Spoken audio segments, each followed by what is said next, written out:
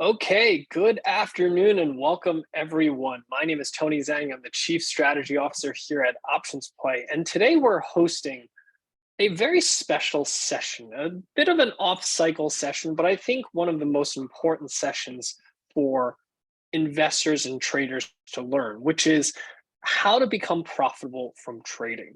And I'm hosting this because this is a session that I am personally very passionate about. I've been a market strategist for 16 years, and I have worked with thousands of retail and institutional investors.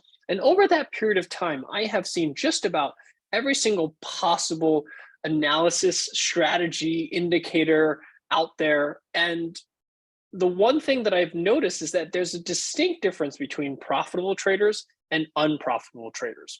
And what is surprising to me and what is surprising to most investors is what actually makes the difference between a profitable and unprofitable investor. Many times traders think that it has to do with what indicators they're using, what analysis, what strategy they're utilizing, what option strategies, how much knowledge they know about it, or how much information they have access to, whether they're subscribed to real-time quotes or subscribed to a service or newsletter or following someone who has some kind of insights or following the markets more than you are. But the reality is that it's none of those things. And it has nothing to really do so much with intelligence either. It really has to do with behavior or psychology rather. So that's why I want to spend some time today dissecting kind of what is truly different about the behaviors of someone who is profitable versus unprofitable. And hopefully this helps point you in the right direction. I will admit, just by watching the session alone, it's probably not enough in order to be profitable. But what it will do is point you in the right direction as far as what you need to be focusing on, what you need to be learning and continuously honing on if you want to have any shot at being profitable. So let's go ahead and get started. But before we do, what we are going to discuss here today is purely for education and demonstration purposes. It is not a solicitation or recommendation to start trading or any of the securities that we might go over here during today's session. So what I'm going to start off with talking about is strategy versus psychology. I think a lot of investors spend too much of their time focused on learning specific strategies, whether it's learning indicators, chart indicators, fundamental analysis, option strategies, adjustment strategies, wins, losses.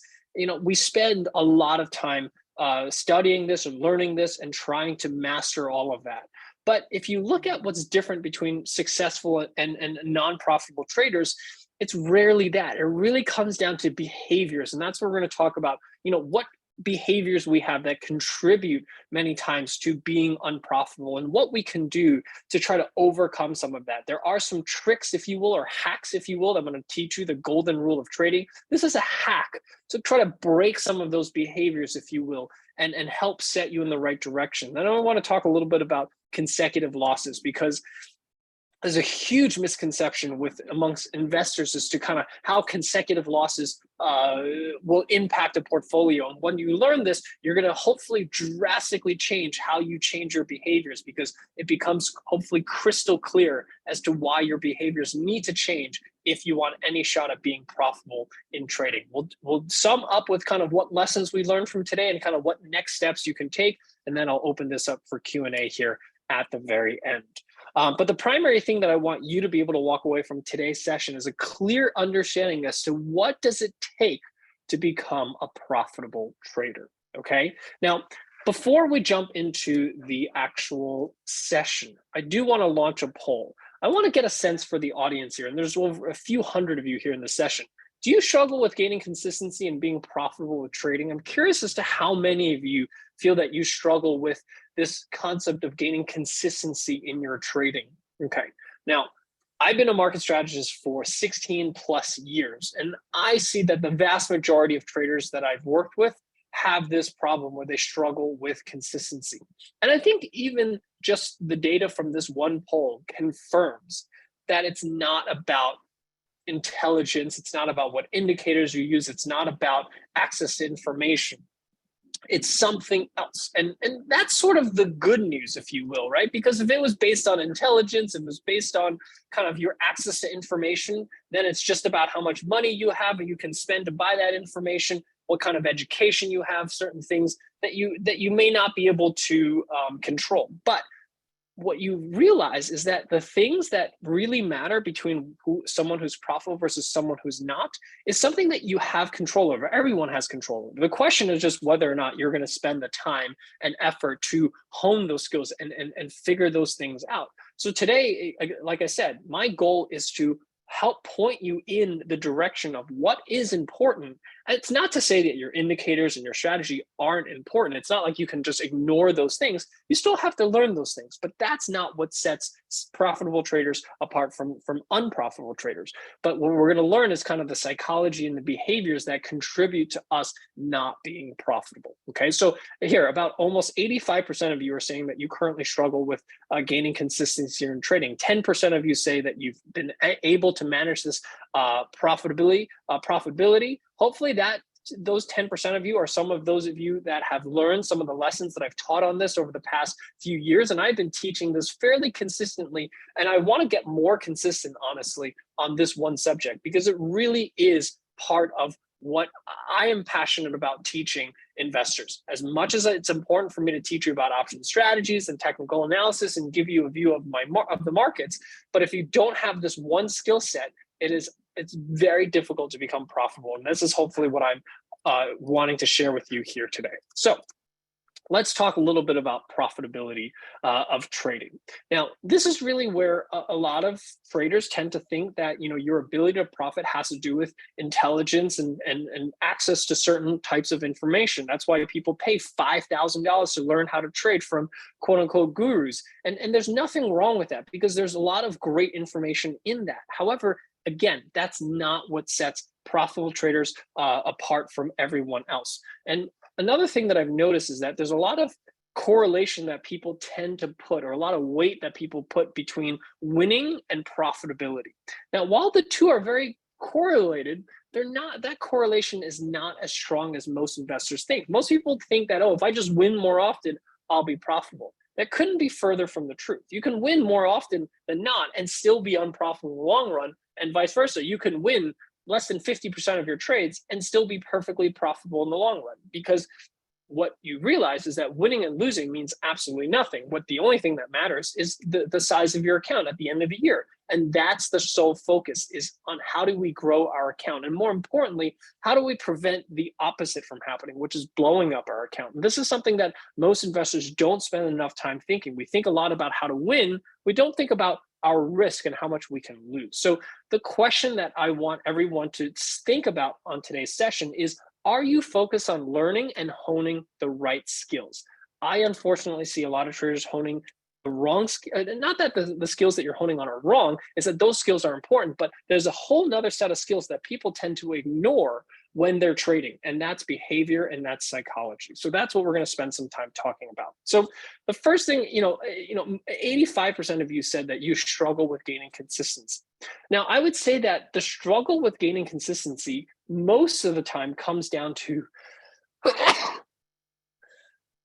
excuse me, most of the time, these types of inability to gain consistency in your trading comes down to not that you're not able to win, but comes from what we call setbacks and blowups. Basically, large losses in your account, or a string of losses that cause a fairly large hole in your portfolio. Those are the things that actually most contribute and attribute to your inability to gain consistency in your trading. If you can relate to that, please type 1 into the chat window. If you can relate to the fact that it's account setbacks, it's account blowups that tend to contribute to this lack of consistency from trading, where perhaps for a period of time you feel like you're finally getting it, you feel like you have a string of winners, you feel like you understand the market, you got some trades right. Next thing you know, you got this huge setback that puts you back, months, if not years of gains, right? And I see a lot of ones, and this is the experience that I see, and this is why I'm so passionate about teaching this, because hopefully this helps you overcome this. And many times, what's even kind of the part that I think a lot of people struggle with is that we might know the best course of action, but we rarely take it. And this comes down to that behavioral part, right? And there's a lot of empirical evidence, not just across trading, but just across how people handle money, how we think about greed, how we think about fear, that as humans, what we end up doing is kind of the exact opposite of what we should be doing. Think about a casino, right? We know that the odds are stacked against us when we go into a casino, but that doesn't stop millions of people stepping into a casino every single day, hoping to win again, even though the odds are stacked against us. We as human beings, as rational as we think we are, many times when it comes to money, we are actually quite irrational. And then many times it's the fear and the greed that causes us to be irrational. And this is what, hopefully we'll spend some time understanding and hopefully learning how to overcome. The good news is that the solution to it is fairly simple, but it takes time to overcome. It takes time to first even understand these behaviors. It takes time to evaluate these behaviors before we're able to overcome it. But the actual ability to overcome it is quite simple, and that's what we're going to hopefully lay out for you today.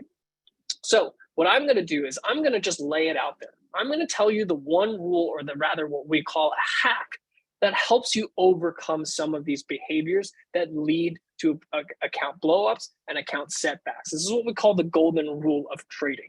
And that's that the max risk of every single trade you take should never exceed 1 to 2% of your total portfolio value. And we're going to spend the rest of the session talking about why this rule is so important and why there's almost no flexibility in this rule. If you become flexible in this rule, if you start to risk more per trade, your likelihood of being unsuccessful in trading is quite high. And that's what I want to spend some time helping you understand. Then we'll talk a little bit about the behaviors and point in the right direction. But this is really something that's important to learn, okay? Now, when you risk no more than 1 to 2% of your portfolio value, what you have here is your portfolio value and how much you can risk on a single trade. So if you have a $25,000 account, you can risk somewhere between $250 and $500 on any given trade. That means if you hit the stop loss of a trade, that means the worst possible outcome of a specific trade should not result in a loss that exceeds 2% of your total account value. Does that make sense, everyone? Please type 2 into the chat window if that makes sense to you. And what I'll spend a little bit of time talking about is the behavior around this, but largely, what happens is that when you risk smaller percentages of your portfolio, losses are easier to let go of when they account for a small percentage of your portfolio. Most of the time that I've seen serious blow up in accounts where people do the opposite of what they really should do, even though they know what the right thing to do is, comes from when they violate this rule to begin with. Let's say you risk 10% of your account on a single trade, and that trade doesn't go well. Guess what? You are desperate at that point because you've risked a large percentage of your portfolio. You can't really afford that loss. So what do? We do desperate things to try to get back to break even. We might risk some more, we might double down, hoping to get ourselves back to break even. And that's really, truly when we make the worst decisions and cause these huge blowups in your account. And again, if you can relate to that, please type 3 into the chat window, because this is really largely what ultimately contributes to most of the people that say they are unsuccessful with trading. It's the behaviors that we make when we have losses that largely contribute to our inability to gain a consistency. It's not what we do when we win. It's largely the things that we do when we lose, mostly driven by fear, the fear of loss. And there's so much empirical evidence on this, and one day I will spend some time walking you through some of that. But today I'm going to spend most of my time making sure that we point you in the right direction. Okay, and we're going to do more of these sessions on a more very soon.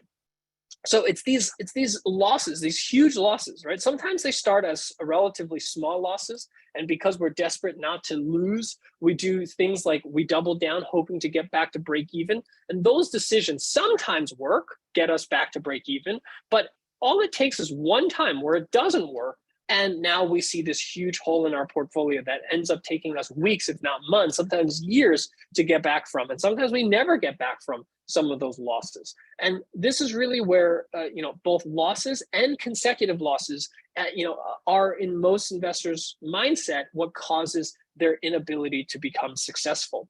However, the one thing I do want to spend some time is evaluating consecutive losses. How many of you have had a string of 6, 7, 8 losers and then you just give up on a strategy. You say, this is not the right strategy for me. Maybe you're following some kind of newsletter and you have a string of losses, and you cancel that subscription and you buy a new one thinking that someone else that you're following is going to be better. If you can relate to that, please type 4 into the chat window. And I know a lot of you are going to say yes. Well, guess what? What you might be underestimating is just how frequent consecutive losses happen in trading. And when you realize this, and I'm going to show you some of the math behind it, when you realize this, you also change how you behave in terms of how you think about trading, okay? And that's what we're going to spend some time talking about. And the one thing that I think is hopefully going to help change your view on kind of how you think about trading is rooted in a book written by a religious philosopher, actually, James P. Cars. He wrote a book called Finite versus Infinite Games. And there is lots of applications of this. This is fairly well-known concept. There's a TED Talk on it. I encourage you to go and watch it if you like. Google Finite versus Infinite Games. And it's really a game changer in how investors and traders think about investing and trading. And James, like I said, he wasn't a business or finance person. He was a religious philosopher, and he wrote this game. And he theorized there are two types of games. There are finite games and infinite games. Finite games are games that we are all familiar with, right? Games like basketball, football, and chess. They have fixed set of rules. The game ends at a certain point, and at the end of the game, you declare a winner and a loser. And when you play a finite game like basketball or football or chess, your only goal is to win. That's it, right? You win at all costs. That's what you do when you're playing an infinite game. And then he said there's another type of game that's called an infinite game. An infinite game is like running a business or climate change or trading. And what you realize about it in an infinite game is that, one, there are no agreed upon rules. Number two, it never ends. You also don't know what the players are. So there are some known players, there are some unknown players in an infinite game.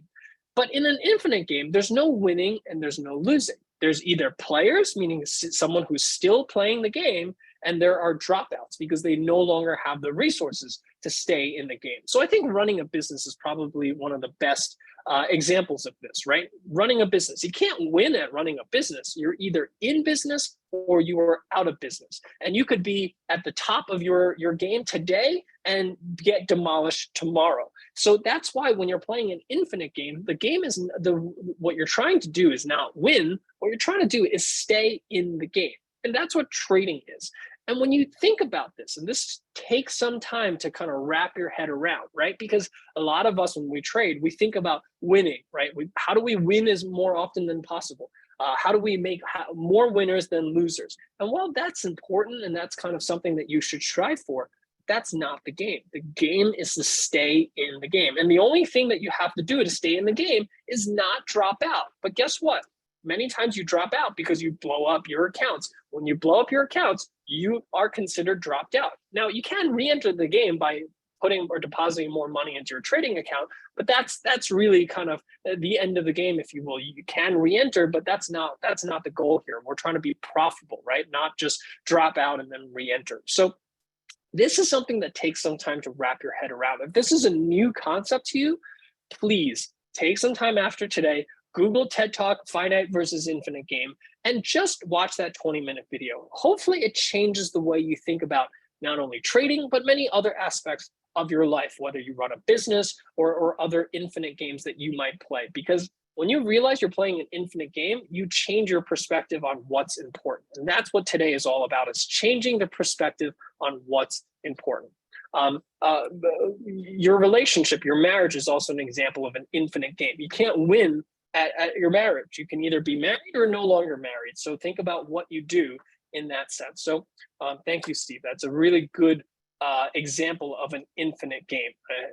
I know it's probably not a good idea to call your wife or your husband a game, but it's true. And this is something that when you realize this, things change, okay? So let's talk a little bit about consecutive losses, because there is a huge misconception on consecutive losses and how it contributes to the success of your trading. I see a lot of traders that will try to avoid consecutive losses like it's the plague. They do everything they can. Probably one of the most common questions I get in my inbox is, I have a loss on a trade. How do I adjust this? How do I do something that prevents the loss and turns it back into a winner? What magic trick do you have to do this? Can I make adjustments to my strategy? Can I double down? And I always tell investors when they ask me this question, you're thinking about the wrong game, right? You're thinking about winning and losing. You're not thinking about, how do I stay in the game, right? So I have a thought experiment here. Here's a question. What is the probability of having 7 losing trades in a row? And I'm going to make this easy for you, right? Let's say you're the type of trader where you have a 50% win rate. 50% win rate. Half your trades are winners, half your trades are losers. Think of it as a coin flip. What is the probability of having 7 losing trades in a row? Type your answer into the chat window. What do you think is the probability of having 7 losing trades in a row if you win on average 50% of your trades? Very similar to a coin flip, right? If you flip a coin 7 times, what is the probability of having 7 consecutive losses in a row? And sometimes I get the exact answer from some people. People will say exactly 0.5 raised to the 7th power, which is something like 0.7% or something like that. 0.78%, I think, is the answer that I typically get from someone who pulls out their calculator. I do see answers pretty much in a lot of different type of answers. So Mark got it. 0.078%. That's the perceived example. And that's basically saying, what happens if you have, what are your chances of having 7 tails in a row? But the answer is that it depends on how many trades you're going to make. So think about trading, right? Trading is kind of, as we said, it's an infinite game, meaning the goal is to continue trading, right? You will continue to trade for the rest of your life. Hopefully that's a long time.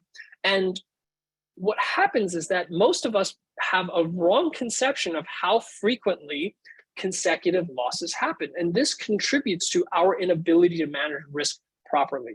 So what I'm going to show you is a spreadsheet that I created. And this spreadsheet basically flips a coin 1,000 times. And it does, it flips a coin 200 times. And it does that 1,000 times over, right? It basically says that, if I have basically 200 trades in a year, and I do this 1,000 times, how many times do I have 7 consecutive heads or tails in a row? And someone else said 0.78%, because what they did is they took 0.5%, which is, 0.5, which is the percentage probability of having a loss, and raised it to the 7th power. And that comes out to 0.78%. However, this statistic is only true if and only if you make exactly 7 trades in your entire trading career and you end it there. If that's the case, meaning you're only going to make 7 trades in your entire career, the chances of you having all 7 trades to be losses is that 0.78%.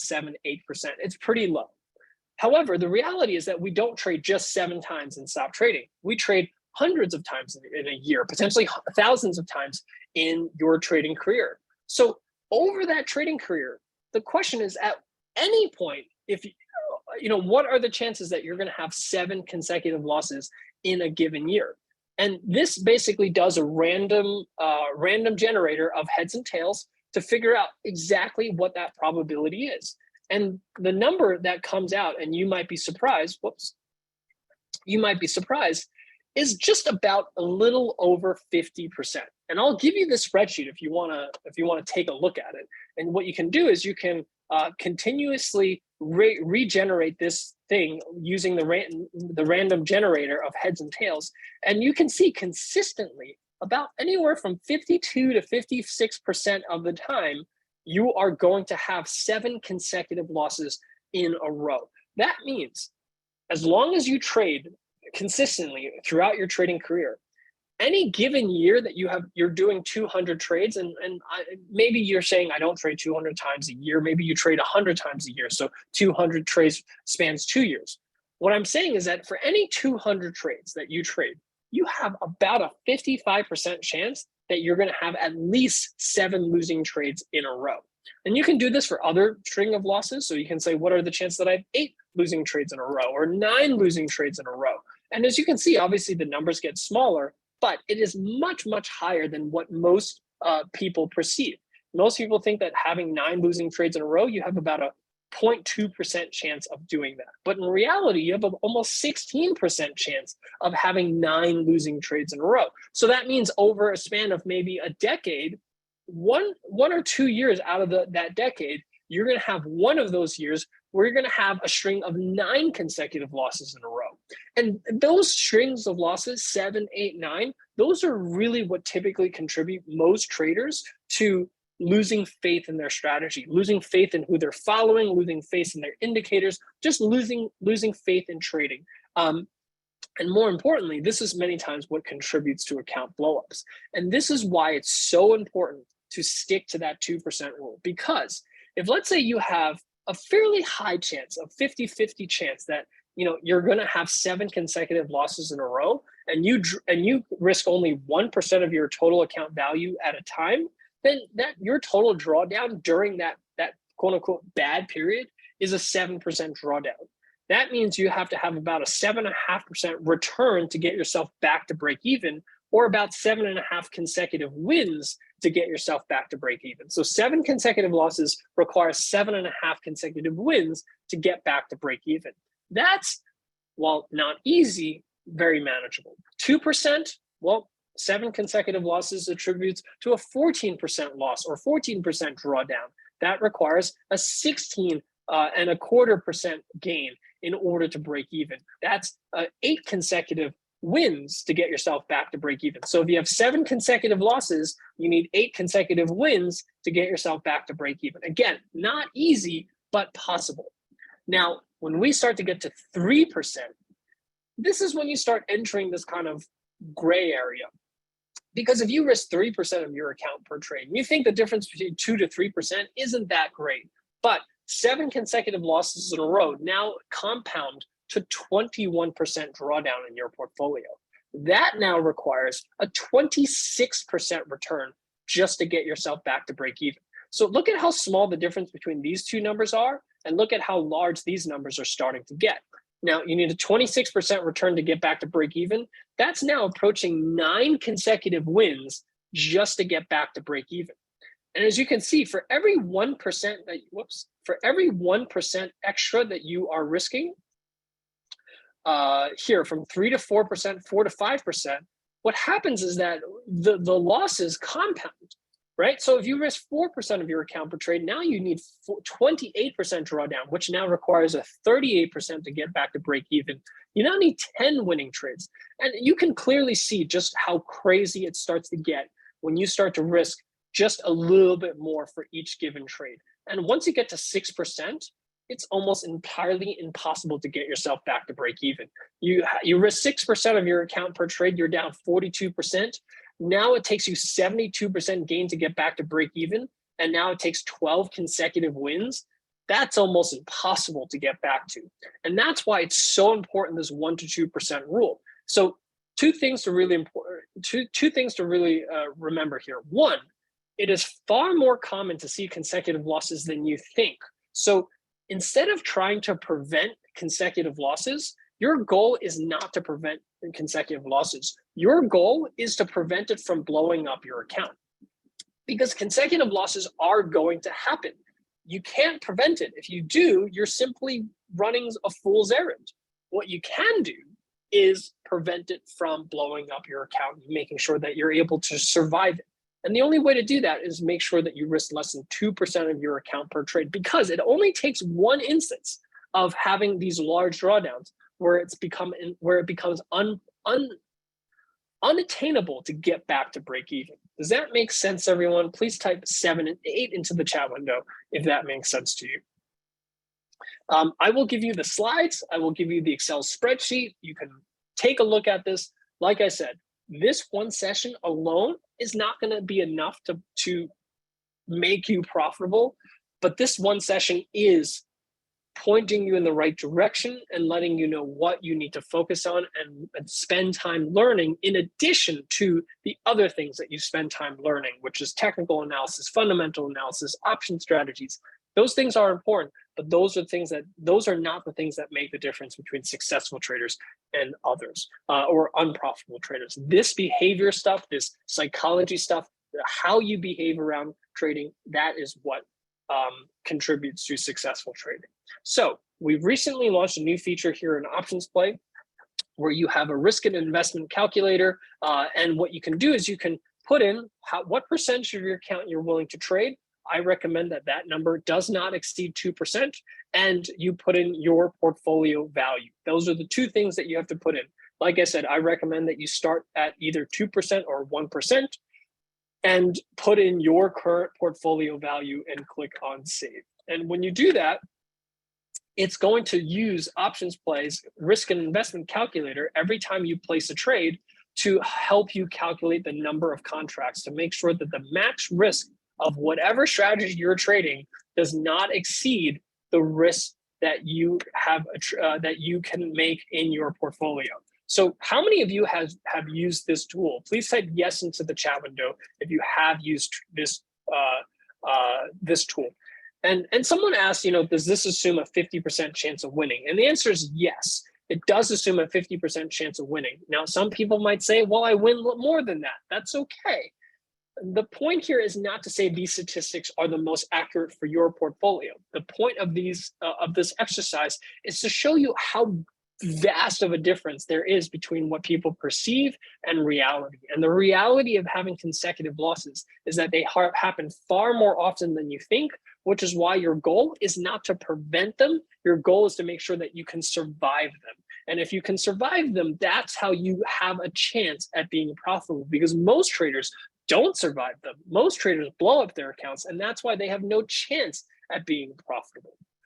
So when you use the OptionsPlay tool, you can use the risk and investment calculator. As you can see, mine is already populated with $2,000 because 2% of a $100,000 portfolio is $2,000. You click on calculate, and it calculates the appropriate number of contracts that you can buy or sell, whether you're trading a debit or a credit spread. It'll also calculate for you the number of contracts so that you can sell the appropriate number of contracts so that your max risk on the trade stays within your $2,000 budget. So here is $1,400, here is $1,800. That stays within my 2% rule. So whenever you're looking at a trade, clicking on the max risk is a good place to start, and then use the risk and investment calculator. And all you have to do is click on calculate, a single click, and you can help stay in your lane and help prevent account blowups. That's how important this rule is, and that's why we built it into OptionsPlay. So some of the things that we discussed here today, remember, this is going to take some time to shift your thinking, shifting your behavior. But I think many times the best way to learn how to shift our behavior is to think about it in other terms, not in trading terms, not in money terms. Think about other things like running a business or your relationship with your husband or wife or your girlfriend. Those things are infinite games. And when you think about the difference between an infinite and finite game, that's going to help you figure out how do you change your behaviors and think about managing those relationships and trading an infinite game. And then what you should do from today's session is understand how behavior affects your trading and start thinking about how much time you allocate to your learning strategy, staying on top of the markets, reading news, versus how much time you go and analyze your behaviors. Most of us don't have a log looking at our wins and losses and whether or not we follow the rules that we have in place. But those are some of the things that help some of the most successful traders. It's just writing down every single trade and analyzing their behaviors of whether or not they followed their rules. And if they didn't follow their rules, why they didn't follow their rules. And most of the time, you're going to realize that it came down to your emotions. It came down to either fear or greed that stopped you from following through what are the rules that you might have set in place. And again, there are so many empirical studies and evidence as to why human beings don't really follow the rules rationally, despite the fact that we know why those rules are in place. We understand it, but we don't follow them. And that's really what you're battling when you're trying to be successful as a trader. And hopefully today helps illuminate why consecutive losses happen. And the reality is that they happen far more often than you think. And that if you risk no more than 1 to 2% of your account value per trade, what that's going to allow you to do is survive those consecutive losses. And if you can survive those consecutive losses, you have a chance at being profitable. If you don't survive those consecutive losses, that's when you have zero chance of being profitable. So that's really the most important thing that you'll be able to take away from, because account blowups are what ends trading careers. I know some of you were asking me for the slides and some of the Excel spreadsheet. You can download the Excel spreadsheet at trade.optionsplay.com/blowups. I will post this link into the chat window for those of you that want to spend some time understanding the spreadsheet. It is made public. You can see my formulas. You can see how I came up with everything. And hopefully that gives you some sense of how I got through these numbers. I will post that link into the chat window if you want to download this spreadsheet. And we will send out both the recording and the slides after today's session. So with that, that covers what I wanted to share with you here today. Like I said, this is arguably the thing that I'm most passionate about teaching, because this is the reason that I work with thousands of investors over the past 16 plus years. Because I love teaching and I love helping people understand what makes the difference between successful and unsuccessful traders. And like I said, you still have to spend the time learning the markets, technical analysis, fundamental analysis, options trading. That you can't skip that stuff. But I do tend to find that a lot of investors do skip risk management, understanding how their behaviors and psychology affects their trading and how they make the decisions when it's time to cut losses, when it's time to take profits. And hopefully today is a bit of a start in pointing in the right direction as to what you need to focus on, some of the information around what's important, and giving you that access, pointing you in the right direction. I'm going to be back to teach more on this subject because, like I said, it's what truly makes the difference between what I see in my work with profitable traders and the vast majority of traders that struggle to get there. Link does not work. Worked for me before. Let me just take a look real quick before I give that to you.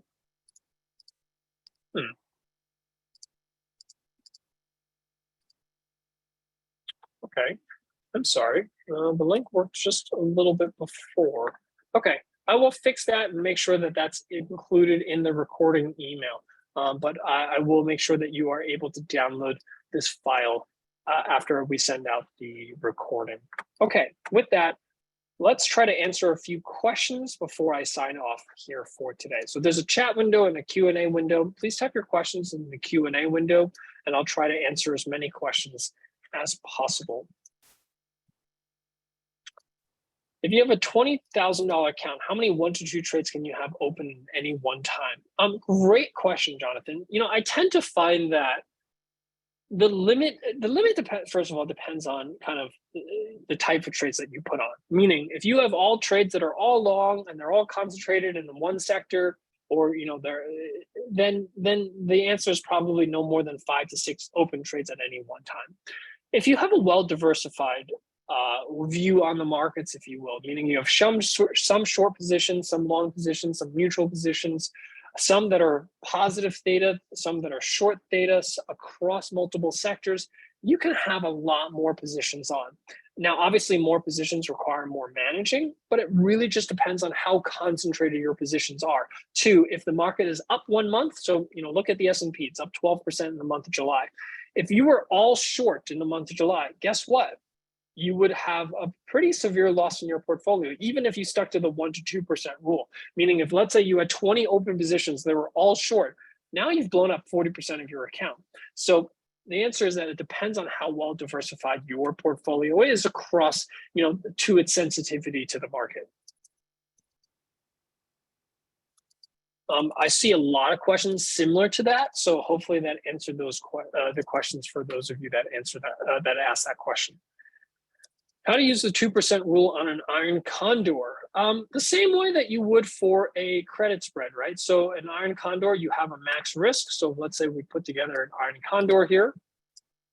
It doesn't really matter, meaning iron condors have max risk. You still use the risk and investment calculator. You click on calculate, and we'll tell you that you can sell 13 contracts of this iron condor where the max risk remains $1,800, just shy of the $2,000 limit that I have on my account. Portfolio value with margin or without margin. I typically like to look at without margin. Some of you that trade on margin, you can look at it on margin. My preference is to use without margin. What should I do if I get more than 10 consecutive losses? So, your chances of consecutive losses also is not just contributed to kind of your trading, but also attributed to your win rate, right? So if you have a lower win rate, let's say you only have a 30% win rate, you're more likely to see consecutive losses. So again, the point here that I'm trying to make is that you can't prevent consecutive losses. What you have to make sure you understand is how to make sure that you survive it. Now, certain strategies will have more consecutive losses than others, and that's really where backtesting is important, to give you a sense for, in an extreme, environment, what are some of the worst case scenarios, right? And make sure that you account for that in your strategy. Like I said, some strategies have high returns, but have high consecutive losses for trading. We recently published, or rather last year, we published a technical analysis backtesting report, and we showed you the number of false signals certain indicators had. And some indicators had far more false signals than others. And for my trading, I always try to trade strategies that have a smaller number of false signals or smaller number of consecutive losses historically, because that just decreases the chances that you have these tail events that have a large number of consecutive losses. That again, but again, if you stick to the 1 to 2% rule, you'll largely survive them, right? Even if you have 10 consecutive losses, you have a 20% drawdown, you can come back from a 20% drawdown. It's almost impossible to come back from a 50% drawdown. And you would need 25 losing trades in a row for that to happen if you're risking 2% of your account per trade. And that's the point of this session, is that having 7, 8, 9, 10 consecutive losses in a row should not and it should not be kind of the nail on the coffin for you. If it is, then it's not your strategy, it's how much you're risking.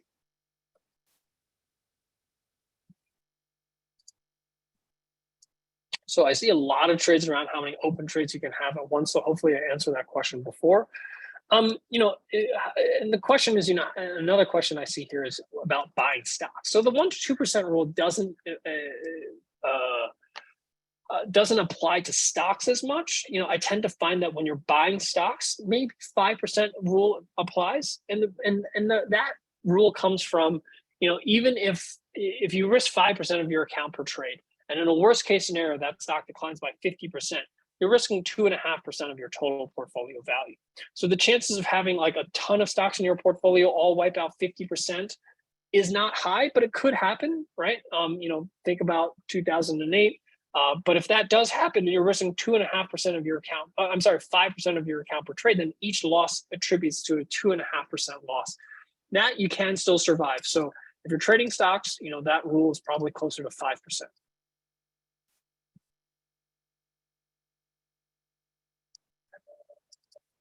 I believe your rule with respect to debit spreads is to get out at a loss of 50%. If someone simply follows the rules, so they consider the max loss for 2% rule? No, I don't believe so. I'm not a believer that, one, you can't rely on stop losses to take you out at your quote unquote threshold, because you could always lose more than your stop loss.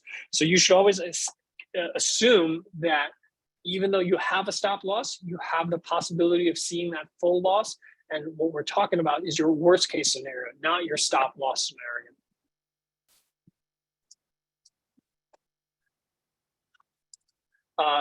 Terry.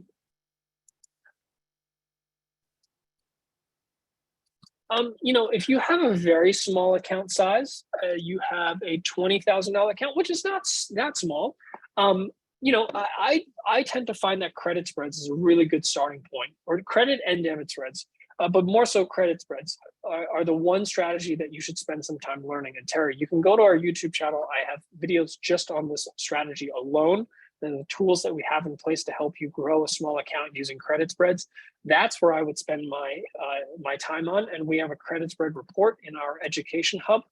If you go to your education and resources section, we publish an hourly credit spread opportunity report, and you can sort this report based on stock price. When you sort this report based on stock price, what you can do is you can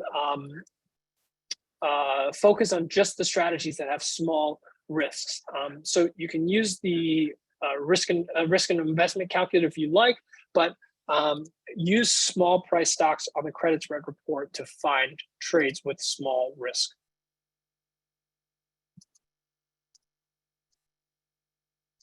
There was a question about covered calls and how that applies. Again, when you're placing covered calls, the primary risk is in the stock that you own. So make sure that the stocks that you buy do not account for more than 5% of your total account value. How do you decide on stop loss when trading options? So we have rules for different types of strategies. Each strategy has their own set of rules. So please follow the stop losses for each type of strategy. You can find them on our YouTube channel. Is SPY a diversified ETF? Yes, it is a diversified ETF. If you only trade the recommended daily trades, would your trades be balanced? I would say that our daily play portfolio tends to have a fair amount of balance between long, short, even though it is skewed based on our directional view, and it generally does cover different sectors. We will almost never have, two trades in the same sector. Occasionally we do, but it's not very common that we do that. Does a diversified account assure a 50% win rate? No, win rate is usually more attributed to the strike prices that you choose on an option strategy. So probability of profit is purely based on your strike selection. That typically accounts for your probability of profit. This is a good question. Say you have several accounts, an RA, a CD, a savings account, all of that. Do you put that together for your portfolio value? No, you put your portfolio value based on your investable assets, the assets that you are using for this type of strategy. So typically your brokerage account, typically not your retirement account. Some of you I know trade options in your retirement account, but predominantly this is kind of your play money, if you will.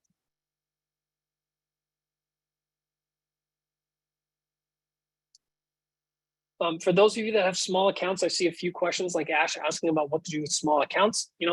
Credit spreads are a great way to trade in small accounts because you can trade in many different market scenarios. You can find trades almost on a daily basis. You don't have to be very tactical and wait for the right trades. Credit spreads, you have defined risk. So you can control how many contracts you trade on a specific small price stock and be able to stay in your lane. Okay, with that covers the questions that I have time for here today. I really appreciate you taking your time here this afternoon. I hope that this was helpful in pointing you in the right direction, because again, over the past 16 years working with thousands of traders, I unfortunately see too many traders focus way too much on the strategies, the indicators, the fundamental analysis, valuations, those types of things. All very, very important things, but they don't spend enough time on understanding behavior and psychology and how that affects your ability to be profitable. And most of the time, the lack of time spent on analyzing that causes us to have blow-ups in our portfolio. So think infinite game, think behavior. That's going to hopefully help point you in the right direction. With that, thank you so much. I hope you have a great trading day, and we'll send out both the recording, the slides, as well as the link to that spreadsheet that I was using to help you understand how frequently consecutive losses happen. So thank you and have a great night.